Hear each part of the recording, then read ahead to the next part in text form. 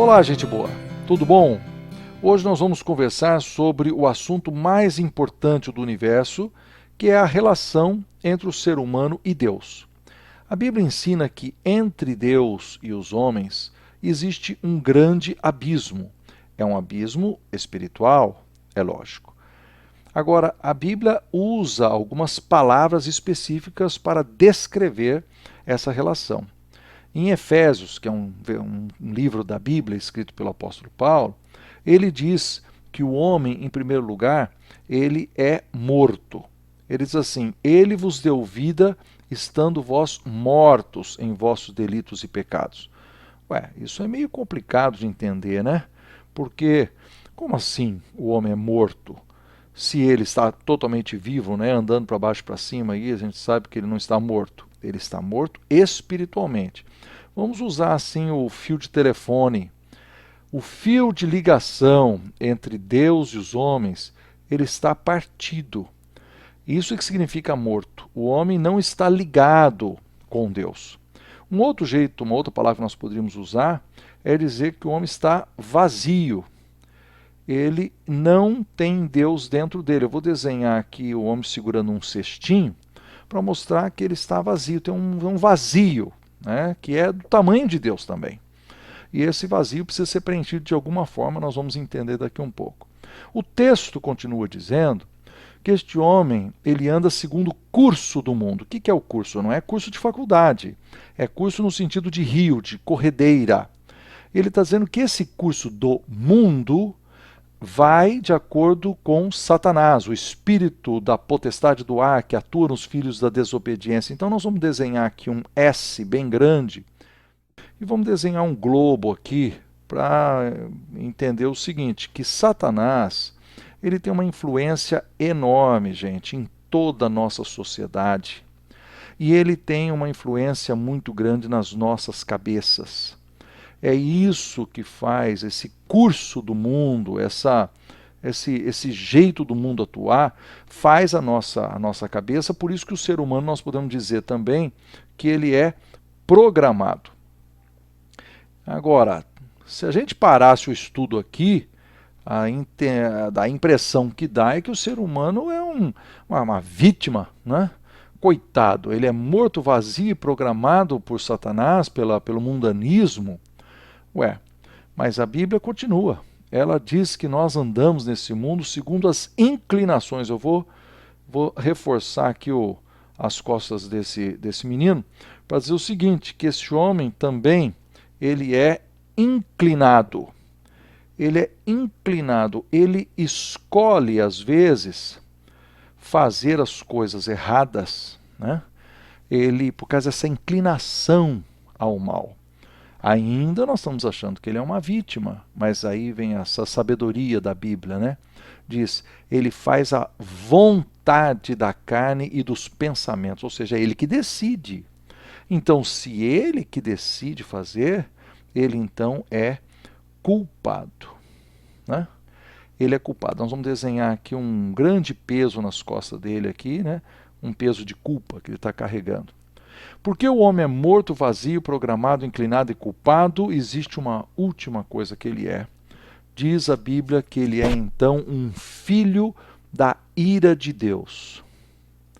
A ira de Deus está sobre ele. Ele então é também um ser condenado. Condenado por causa de todo o seu pecado. Esse é o problema do ser humano. Mas Deus, vamos escrever a palavra aqui, vai? Ele é condenado. A ira de Deus está sobre ele.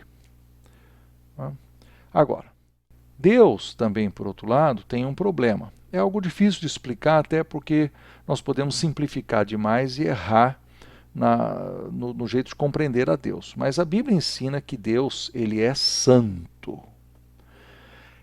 Por isso que a ira de Deus cai sobre os homens, porque ele é santo, a sua santidade, né? Ele diz que ele vive na luz inatingível, onde não há trevas nenhuma, onde não há nem sombra de mudança. Deus é santo, e então nós, seres humanos, não conseguimos viver com ele, por isso que ele nos condena.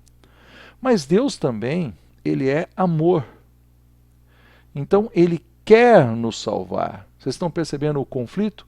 Um Deus que é santo teria que necessariamente destruir o ser humano. Mas o Deus que é amor, ele teria que nos salvar. E ainda, Deus é extremamente justo. Ou seja, ele não pode escolher ser uma coisa e negar a outra parte que ele é também. Ele não pode escolher ser amor e salvar todo mundo, por exemplo, isso negaria a parte dele de ser santo. Ele não poderia ser santo e condenar todo mundo e negar a parte dele que é ser amor.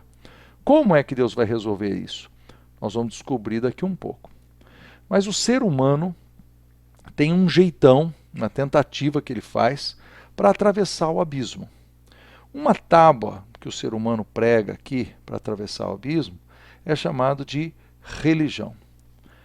Ele pensa assim, se eu for na igreja na Páscoa e no Natal, ou se eu for todos os domingos, se eu fizer um pouco mais de orações, eu acho que eu consigo atravessar para o outro lado, né? Só que ele não tem certeza, né? Ele não tem certeza. Agora, outra coisa que eles fazem, né, nós fazemos como seres humanos, é o quê? Nós fazemos boas obras. Ninguém é contra boas obras, fazer boas obras é ótimo, mas é uma tábua curta.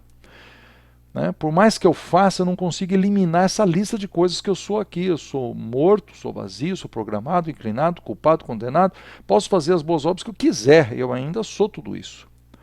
Alguns seres humanos, eles usam uma outra tábua chamada negação. Eles dizem, não, isso é bobagem, esquece. Isso é coisa da Bíblia, isso nem deve ser verdade. Então eles negam. Todas essas são tábuas curtas que não atravessam o abismo. Então, o que diz o versículo 4 lá de Efésios capítulo 2? Mas Deus, olha que fantástico, Deus então vai fazer alguma coisa. Diz Deus, por causa do seu grande amor com que ele nos amou, sendo rico, né, em misericórdia, ele nos deu vida. Ele nos deu vida. Está vendo? Nós estamos mortos, nossos delitos e pecados. Ele nos deu vida. E aí diz, então é pela graça que nós somos salvos. Ou seja, é um ato de Deus, de gratuidade dele, dizendo, eu vou fazer alguma coisa por você. Continua ainda o texto. Diz que ele nos ressuscitou. Ou seja, quando Jesus foi ressuscitado, então ele também nos ressuscitou com Cristo, nos tirou daquela morte para uma nova vida. É mais ainda, diz que ele nos faz assentar em lugares celestiais, ou seja, nós somos verdadeiros filhos em torno da mesa, sentados com ele. E ele então, por causa dessa bondade enorme, ele fez o quê? Ele enviou Jesus. Jesus Cristo é a verdadeira ponte desse abismo. Jesus Cristo, ele preencheu o vazio que estava nos separando de Deus. Glória a Deus, que maravilha, que coisa fantástica. Jesus Cristo resolve o problema de Deus. Veja, Deus, como ele era santo, ele deveria colocar sobre nós a sua ira. Mas ele colocou a sua ira sobre Jesus. Como ele é amor, Jesus então foi a demonstração do seu amor, porque é ele que veio encontrar conosco na nossa necessidade. E ao fazer isso, ele foi absolutamente justo. Então ninguém pode acusar Deus de não ter feito a parte dele. Nós então temos uma solução. Eu vou chegar no ponto mais interessante daqui a um minuto, mas vamos ler esse versículo 8 e 9 que diz assim: porque pela graça sois salvos mediante a fé, e isto não vem de vós, é um dom de Deus, é um presente de Deus, não de obras para que ninguém se glorie. O que significa isso? Significa que ninguém um dia, gente, vai chegar lá no céu, inchar o peito assim e falar: ó, eu cheguei aqui porque eu fiz isso, porque eu fiz aquilo, eu sou o maior de todos, né? Devia mesmo ser salvo, tá vendo? Se fosse baseado em, em obras, os ricos seriam os caras que chegariam lá mais. Pessoas poderiam comprar a entrada. Seria um orgulho enorme. Então a Bíblia claramente diz: não, não por obras, para que ninguém se glorie. O ser humano não vai estar no céu baseado em obras. Então vamos voltar. Como é que ele faz então? Diz: pela graça sois salvos, diz o texto, mediante a fé. Fé é uma coisa mal compreendida. Muita gente fala assim: não, eu tenho fé. Fé é acreditar. Não, não é só isso. Vou explicar para vocês. Fé é uma soma de três coisas. Primeiro, você precisa saber alguma coisa. Veja bem, você tem fé em alguma coisa que você conhece. Você não tem fé na fé. Tem gente que tem fé na fé. Fala assim: não, eu estou crendo, faz aquele esforço para crer, mas para quem crê em quê? Você precisa primeiro saber. Tudo isso que eu acabei de falar para você, precisa saber, conhecer. Esse é o Evangelho. Agora, a segunda coisa que você precisa fazer é concordar, porque tem gente que fala assim: ah, eu entendi a explicação, mas eu não concordo. Eu não acho que é assim. Bom, então se você não acha que é assim, você não está entendendo o que Deus está ensinando. Agora, tem gente que sabe, que concorda, mas ele não toma o último passo. O último passo é submeter. A submissão, a entrega total. É a pessoa que diz assim: eu pertenço a Jesus de agora em diante porque ele fez tudo por mim. Esse é o ponto principal, queridos. Esse é o ponto principal. É aqui que a fé vira fé de verdade. É quando você conhece, concorda e toma o último passo, que é se submeter a Jesus. Então, qual é o nome desse desenho que nós fizemos aqui?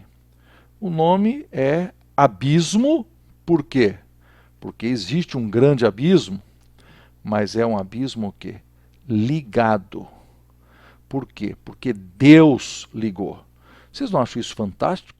Então nós entendemos que a nossa situação era miserável. Nós éramos mortos, estamos mortos, vazios de Deus, programados, influenciados por Satanás, pelos demônios, inclinados na nossa carnalidade. Somos culpados porque fazemos as decisões que estão na nossa cabeça, nós escolhemos fazer errados. E por isso nós somos condenados e merecemos a ira de Deus, porque Deus é um Deus santo. Né? E nós também fazemos um monte de tentativas para atravessar do outro lado. Mas aí Deus faz alguma coisa por nós. Ele manda Jesus Cristo. E Jesus faz o serviço completo. Ele recebe em si na cruz a ira de Deus, ele paga os nossos pecados. Essa é a demonstração do amor de Deus. Deus é absolutamente justo. Qual é a minha resposta? A minha resposta é que eu preciso me submeter totalmente. A Bíblia chama isso de fé. Fé, então, não é apenas aquela crença assim: ah, eu acredito em Deus, eu acho Deus legal, né? Eu até de vez em quando vou na igreja. Isso não é não. Fé é uma entrega total. Fé é a submissão total. Eu seguirei a Cristo. E eu quero convidar você, para você hoje que está me escutando, que você faça a decisão mais importante da sua vida. Você diga assim: eu entendi o abismo. Eu entendi o que Deus fez. Eu entendi que Jesus tomou o meu lugar. Por isso eu creio, eu concordo e eu me submeto. Essa, sem dúvida, é a decisão mais importante do universo. É a sua decisão que modificará totalmente o seu futuro e a sua vida na eternidade. Um abração, que Deus te abençoe.